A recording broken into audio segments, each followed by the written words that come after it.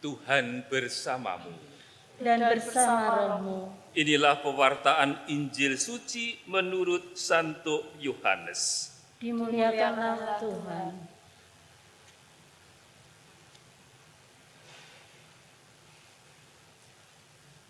Lalu kata Yesus, beginilah hal kerajaan Allah itu. Seumpama orang yang menaburkan benih di tanah, lalu pada malam hari ia tidur, dan pada siang hari ia bangun, dan benih itu mengeluarkan tunas, dan tunas itu makin tinggi. Bagaimana terjadinya tidak diketahui orang itu. Bumi dengan sendirinya mengeluarkan buah, mula-mula tangkainya, lalu bulirnya, kemudian butir-butir yang penuh dengan isinya dalam bulir itu. Apabila buah itu sudah cukup masak, orang itu segera menyambut sebab musim menuai sudah tiba. Katanya lagi, dengan apa hendak kita membandingkan kerajaan Allah itu? Atau dengan perumpamaan manakah hendaknya kita menggambarkannya? Hal kerajaan itu seumpama biji sesawi yang ditaburkan di tanah. Memang biji itu yang paling kecil daripada segala jenis benih yang ada di bumi. Tetapi apabila ia ditaburkan, ia tumbuh dan menjadi lebih besar daripada segala sayuran yang lain dan mengeluarkan cabang-cabang yang besar sehingga burung-burung di udara dapat bersarang dalam naungannya. Dalam banyak perumpamaan yang semacam itu, ia memberitakan firman kepada mereka sesuai dengan pengertian mereka. Dan tanpa perumpamaan, ia tidak berkata-kata kepada mereka, tetapi kepada murid-muridnya, ia menguraikan segala sesuatu secara tersendiri. Demikianlah sabda Tuhan. Terpujilah Kristus.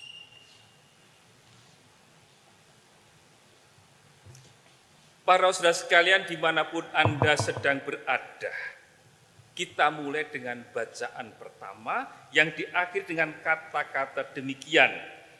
Ketika orang-orang kota itu keluar menyerang dan berperang melawan Yoab, maka gugurlah beberapa orang dari tentara, dari anak buah Daud, juga Uria orang Het itu mati.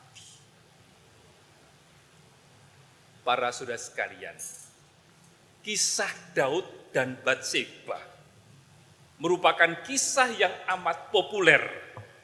Tidak hanya berkaitan dengan kehidupan Daud sendiri, tetapi dalam kitab suci perjanjian lama, kisah Daud dan Batseba ini merupakan salah satu cerita kisah yang gampang diingat, gampang diceritakan. Maka tidak mengherankan kalau kisah cinta Daud dan Batseba ini menjadi inspirasi banyak drama, menjadi inspirasi banyak novel. Tetapi para saudara sekalian, kita tahu apa yang mau dikisahkan dalam cerita ini. Ini adalah kisah tentang jatuhnya Daud ke dalam dosa. Dan itulah memang yang dimaksudkan kalau kita bicara tentang panji setan. Sesuatu yang menarik. Sesuatu yang mudah menarik untuk dikisahkan. Disebarluaskan, dikampanyekan. Tetapi pada ujung-ujungnya yang dikisahkan ini adalah mengenai kisah tentang bagaimana seseorang yang hidupnya semakin jauh dari Tuhan. Dan itulah memang cara hidup yang dikampanyekan oleh panji setan. Yaitu nilai-nilai kehidupan yang semakin menjauh dari Tuhan. Kalau kita perhatikan para saudara sekalian bacaan pertama, kita akan melihat bahwa dalam seluruh bacaan tadi tidak ada satu kata pun disebut tentang Tuhan. Kalau nanti pulang, membuat muka kitab suci, bukalah 2 Samuel bab 11. Mungkin teman-teman saudara akan kaget bahwa dalam seluruh bab 11 itu tidak ada satu kata pun disebut tentang Tuhan. Dan itulah yang dibuat oleh Daud. Daud yang bergulat dengan dirinya, Daud yang sedang melakukan sesuatu, tetapi saat itu sungguh-sungguh tidak ada satu kata pun disebut tentang Tuhan. Dan inilah memang kalau kita bicara tentang panji setan yang dilukiskan oleh Santo Ignatius, yaitu orang yang membangun hidup tanpa Tuhan. Itulah inti dari pengertian kalau kita bicara tentang panji setan. Orang yang membangun hidup tanpa kehadiran Tuhan di dalam dirinya. Kalau panji setan digambarkan demikian, bagaimana dengan panji Kristus? Kita melihat kembali apa yang dikatakan Injil pada hari ini. Malam hari ia tidur, siang hari ia bangun, dan benih itu mengeluarkan tunas, dan tunas itu makin tinggi. Bagaimana terjadinya, orang itu tidak tahu. Para saudara sekalian, banyak peristiwa dan kejadian dalam kehidupan kita ini, kehidupan kita sehari-hari yang berjalan begitu saja di luar perhatian kita. Kalau kita lihat kehidupan kita, bangun, mandi, sarapan, pergi bekerja sampai siang sampai sore, pulang, mandi, makan, ketemu atau baca sesuatu, tidur lagi. Itulah perputaran kita seperti itu, hal-hal yang biasa yang terjadi. Tetapi di tengah-tengah hal yang demikian ini pertanyaan kita, sesederhana itukah hidup kita? Kita kembali pada perumpamaan dalam Injil. Kerajaan Allah itu seumpama orang yang menabur benih. Maka jelaslah perumpamaan ini diawali dengan suatu tindakan tertentu. Tindakan seseorang yang menabur. Tanpa tindakan menabur ini, maka kisah yang berakhir dengan panen menuai tidak akan terjadi. Maka kita bisa bertanya, siapa yang menabur? Itulah mau dilukiskan Tuhan yang menabur benih di dalam kehidupan kita. Tanpa ada yang menabur ini, maka kisah pertumbuhan benih itu juga tidak akan ada dan tidak akan terjadi. Maka maksud dari perumpamaan menjadi jelas bagi kita, bahwa sekalipun di luar perhatian kita, hidup kita mengalir begitu saja, yang mau ditunjukkan oleh perumpamaan adalah bahwa Allah hadir di dalam perputaran waktu tadi. Allah hadir dalam ritme hidup harian kita.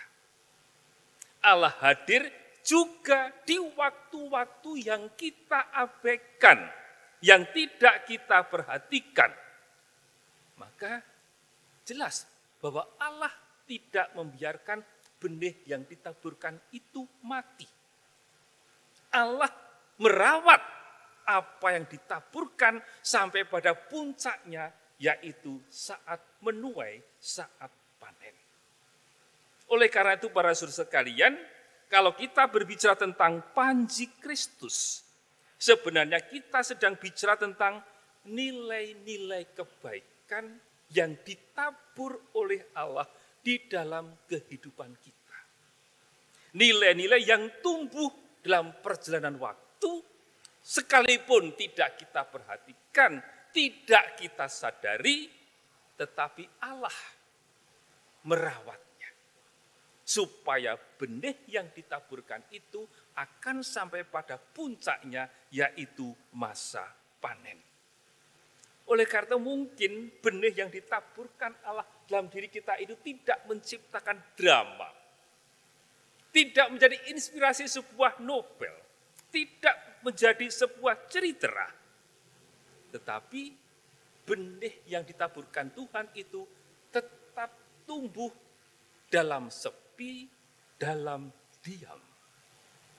Atau kalau kita meminjam kata-kata Rasul Paulus, apa yang ditaburkan Allah di dalam perumpamaan tadi? Rasul Paulus melukiskannya sebagai nilai-nilai yang kita, dalam konteks pembicaraan kita, nilai-nilai panji Kristus, yaitu kasih, sukacita, damai sejahtera, kesabaran, kemurahan, kebaikan, kesetiaan, kelemah lembutan, dan penguasaan diri. Inilah yang ditaburkan Tuhan di dalam kehidupan kita. Yang tumbuh dalam diam. Yang tumbuh kadang-kadang tanpa perhatian kita. Oleh karena itu saudara-saudara sekalian, kalau panji setan adalah gaya hidup yang dibangun tanpa Tuhan, gaya hidup yang dibawakan, yang menjauhkan kita dari Tuhan, panji Kristus sebaliknya adalah gaya hidup yang dibangun dalam nama Tuhan dan bersama dengan Tuhan. Oleh karena itu, pilihan-pilihan kecil di dalam hidup kita, di dalam hidup harian kita, akan turut mewarnai dan menentukan pilihan-pilihan kita dalam kehidupan kita, tetapi juga menentukan keberpihakan kita.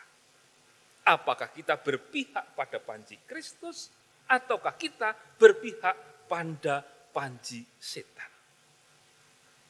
Tetapi kita sebagai orang-orang Katolik tentu saja diharapkan dan dipanggil untuk membangun hidup atas dasar panji Kristus. Kita dipanggil untuk turut merawat, bekerja sama dengan Allah yang menabur benihnya dalam kehidupan kita.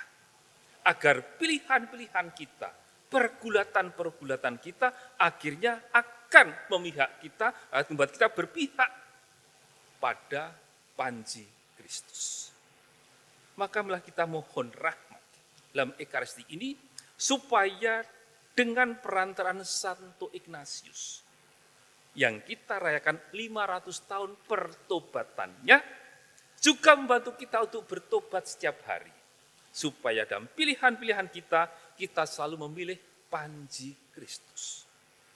Agar sewaktu kita dihadapkan pada pilihan besar, kita sudah terbiasa, tidak takut akan konsekuensi dari pilihan memilih panji Kristus.